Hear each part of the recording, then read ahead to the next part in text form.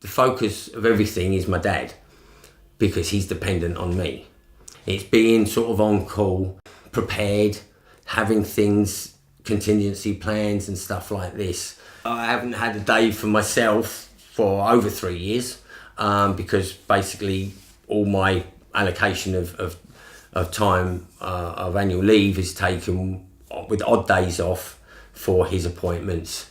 A few people at work have said to me, it's quite unusual to sort of basically give up any sort of social life or prospects of doing anything else to do that. But for me, that's not a question. It's natural. Of course you would. From a personal point of view, I wouldn't want him to have to go and live in a home with strangers if he doesn't have to.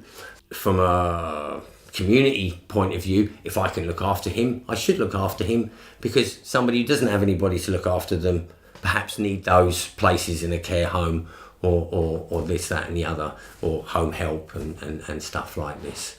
Sometimes you get overwhelmed with things. Work was hard today, I had to stay a bit extra to get something finished. The traffic was bad.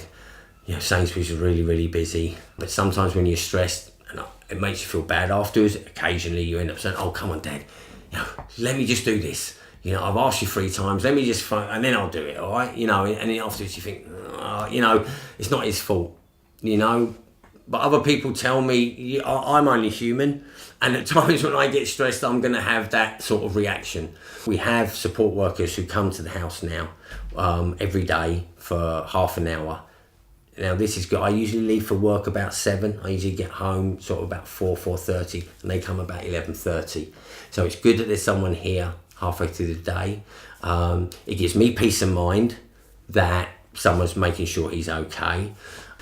And your brain can only hold so much at a time, and you end up sort of forgetting, and you subconsciously sort of prioritise, and sometimes your priorities are wrong, and sometimes it helps if you've got somebody else to point things out. I would imagine there are other people who are carers who do it by themselves.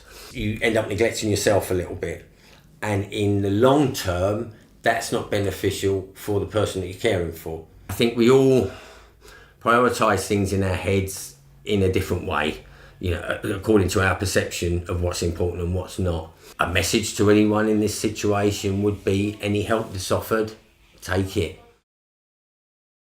It's nice to be outside when the weather permitting. I'm lucky enough that we've got a nice garden. And going out and feeding the birds and watching the sparrows and the thrushes and the starlings and everything coming and feeding away. I can stand at the window for hours watching.